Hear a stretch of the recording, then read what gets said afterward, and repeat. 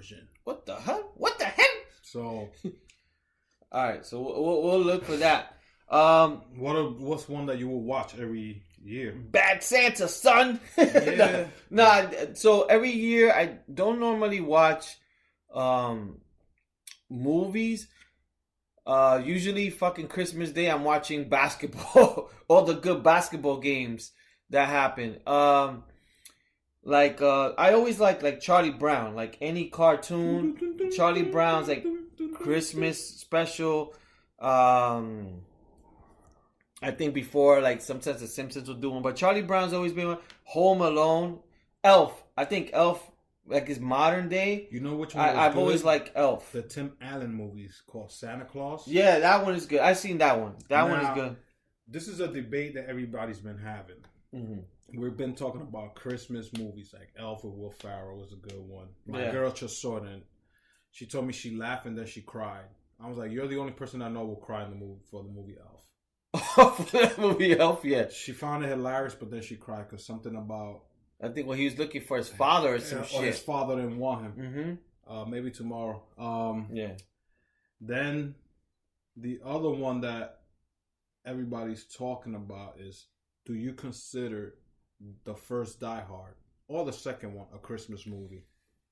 It actually is, according to like the internet. So I consider it a Christmas movie because it happened Christmas Eve, Christmas Day, the whole building. That's a movie that I first watched. It is actually a Christmas movie, yeah. And if you notice, they might put it. You might watch it now over the weekend. They might Die Hard 1 and 2 because the second one he was in the airport and it was Christmas time again. Yeah. So, like, Home Alone's like a no given. Yeah. Elf, definitely. Santa Claus. Netflix has a new one called Santa Claus with Kurt Russell that I heard is pretty good. I haven't watched. Yeah, I haven't watched that one either. Also, The Grinch. The one with Jim Carrey? Yeah, well, just The Grinch, yeah. I mean, I've seen the one with Jim Carrey, yeah. The Grinch one with, yeah. Yeah. And then you have... I like the one with Jim Carrey, I did like. Yeah, I remember that one, yeah. Then you have, like, what? I don't want to say white people, but it is the Miracle on 34th Street. Yes. That they give every year. Mm-hmm. Is there one called The Christmas Carol? Yeah, there is a Christmas Carol. They then... On the 25th, they do give a mini marathon about the Nutcracker. Where there are two comedians, the Lord and Hardy, I think. Mm-hmm. And there's them in that world. And then the Nutcrackers are marching. The CW always plays that movie. Yeah. There was another one that I think they did a remake of It's a Miracle on 34th Street. Like early 2000. Version of it, like more updated. 34th Street? That's funny. Yeah, and then there's one that Ed O'Neill did, Al Bundy. It's called Dutch. Mm-hmm. It's not a Christmas movie, but the whole premise is like him gonna go pick up his future stepson from this private school he's in because he wants to marry that kid's mother, and he's like, you know what? Let me go get him if I could bond with him. So. And that's Ed O'Neill. That was like the first Ed O'Neill. Are there any like Christmas movies coming out now? Like actual? It was The Grinch that came out Thanksgiving. Yeah, The Grinch, and I don't think. And then Netflix put the one that just came out 2 weeks ago with Kurt Russell. But it's not as big as it used to be. They don't do Christmas movies like that, so I don't know. It's because and Christmas Day is like one of the big days everybody goes to the movies because the past 2 years I've been trying to go to the movies. Yeah, it's packed. And everybody's there because nothing is open. That's why. And that's why. These two big movies like Aquaman and the Transformer one are coming out this weekend because they know makes fucking sense. Either you're home, visit the family, and then you go, oh, what are we gonna do? The parents because everything is closed, and the mall's open because they got a movie theater there or whatever. Go watch a movie early and then go home and have dinner. Us Latinos. I'll give you guys a different. Latinos, we celebrate Christmas. Called recovery. No, because we celebrated on the 24th. Yeah. Until like midnight. That we let the kids open one gift at midnight. Then the rest they open on the 25th when they wake up. Yeah. We have dinner on the 24th. Mm-hmm. Boom, boom. Now, if you visit in two different families, like if you're married, you'll hang out with your wife's family on the 24th, and then on the 25th, you'll do like an early dinner. Now, Caucasian or white people, they do the 25th. They open the gifts that day, but then they have an early dinner also. Let me ask you something. Have you ever done anything in life? No, like, it's just Latino version I've done. Yeah, exactly. I was about to ask you, have you ever done anything like white version? No. So like Thanksgiving, like to have a full table. I always wanted to do that. I know these are things that we always want to do, all of us. I never done it. I've seen it in movies. Yeah, exactly. So they do it. They have like dinner. Yeah. And I talk to coworkers or whatever. They're having dinner like at 4:00. Yeah. It's that big table. Yeah. They pass the food to each other. They got they all hold hands. Can I get one more roll? They pray. Yeah. And all this shit. And then for the Christmas, the way it's like on TV, the way they do it is they're all like together. Yeah. They wake up the next day with their fucking Christmas pajamas. They drink eggnog and then hot chocolate for the kids. Yeah, hot chocolate. They do the cookies, the milk. Yeah. But they got a chimney that we don't fucking have no chimneys. No, we got a fire escape. That's why he never comes to us. Yeah, exactly. Santa never came to visit me. Fire escape. Yeah. And then he came to my hood and they saw him with a big red suit. They'd be like, "Oh, this motherfucker's on the cover. He's on the blood, yo, this guy." He's on the blood. I think we said it in a previous podcast. I always wanted to do like a big dinner, and I think when I get married, I think that's something I'm gonna do. When I start having kids, I'm gonna start that tradition. Yeah. Because right now, you're gonna start the Elf on the Shelf. Nah, I'm not doing that shit. I'm gonna do Funko Pop on the shelf. Yeah. Because right now, when I go to my sister's house for Thanksgiving, we all grab a plate. We're sitting on the sofa drinking a beer, listening to music, bullshitting, taking shots, which I'm okay. I love that. I'm with my family. I don't care.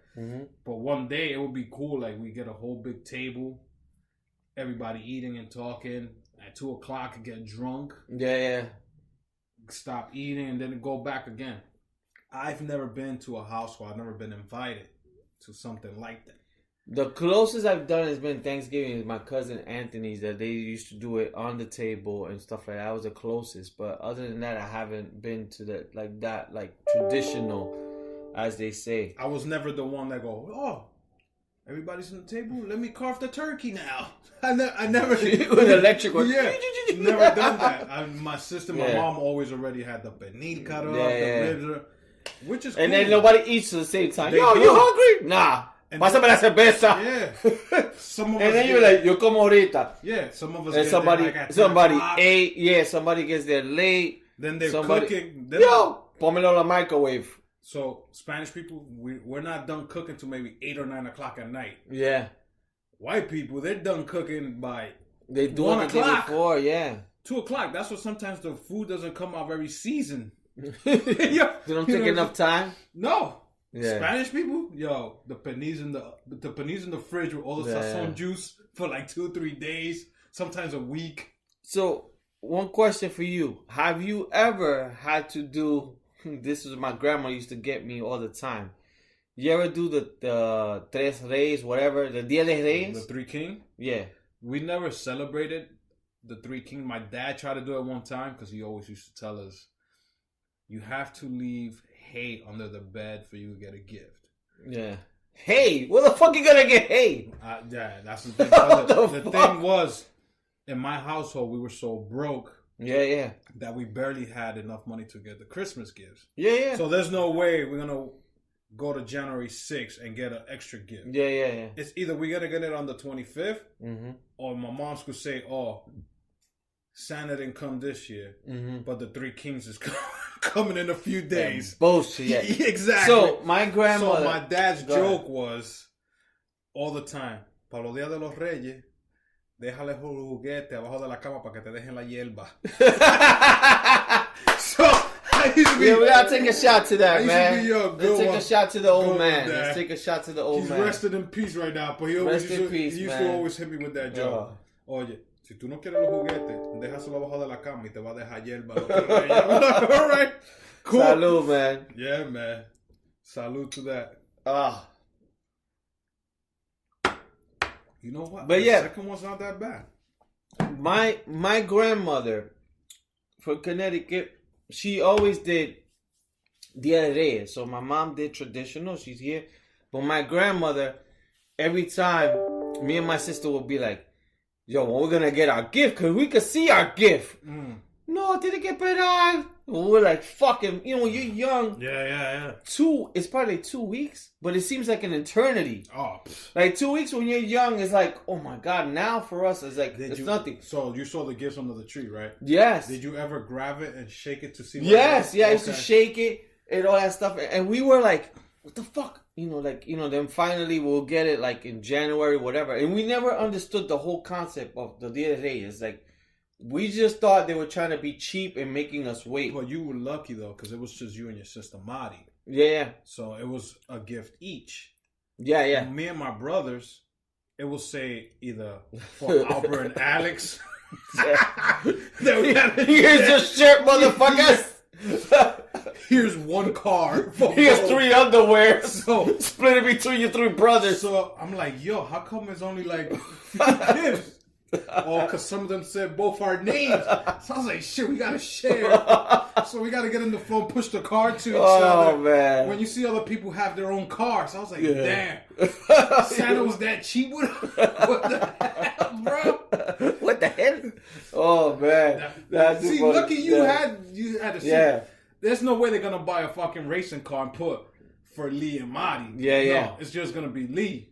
Yeah. They buy a racing car in my house. Oh, Alex, Albert, and maybe Santi. Here's 3 socks, motherfuckers. Enjoy. Oh my God. And then after a certain age, I wasn't even getting toys anymore. It was either socks or underwears. Oh, yeah. That's it. So, getting to this, what was like some of the toys you wanted, and what was some of the like cool gifts you got, and what was some of like the fucking worst gifts? So, growing up in, I'm a 80s baby, right? Yeah. Just like you are. Born 78. So I'm considering myself an 80s baby. So in the 80s, we had all the cool toys. G.I. Joes, Thundercats, fucking He-Man, Voltron, everything in the original Nintendo. Yeah. Like we spoke in previous podcasts. I didn't get the Nintendo, me and my brother, until maybe 2 or 3 years already since the first time it came out. So by the time we got it, other niggas were already moved on to like the Sega Genesis or whatever. Nintendo was like the holy grail. Yeah. So by the time That's like you gotta get good grades the whole fucking year. So by the time we got the Nintendo, people already had the Nintendo with the glove, the racing man. We only got it with controls in one game. Yeah. Everybody already the track and field one. Yeah, everybody already moved on to like Mike Tyson Punch Out. Yeah. Metroid, and me and my brother like yo. But you know what? We were fucking happy. We were happy. Yeah. Then one time, me and my brother's like, yo, we want G.I. Joes. Mm-hmm. So I told my mom, we want G.I. Joes. My mother, her English is not very good looking. Yeah. Anthony said. Mm-hmm. So what she ended up getting us, and I know a lot of people I gotta hear this. It's the bag of green men. The army men? Oh no, bro. Yo, she said, I thought tu G.I. Joe. Those shits were like fucking that was a 10 cents each. Yo, it was a bag of like 100 green army men for like $2. Because she didn't want to pay like $10 for one G.I. Joe. Those guys are suck. They're only good in fucking Toy Story, the movie. Yeah. They only get props there. And you know but if you grew up with that shit just sucks. And the gift tag said for Albert and Alex. So we had to share 100 fucking green Those men. fucking green toys, I would take a shower with them. Because I didn't give a fuck if they got wet. If you see a G.I. Joe, you're like, nah.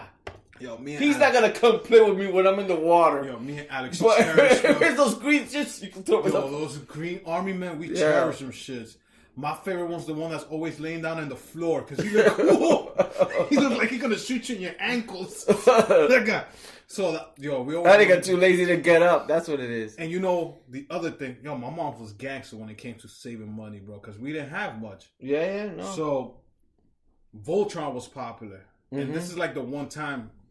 She bought us the toy. The year was the Voltron. Everybody was getting Voltron, and Voltron. You need 5 pieces. I went back one. Yeah, I got like one. Yo, my mom bought one for each, and we were like, "Yo, with the others.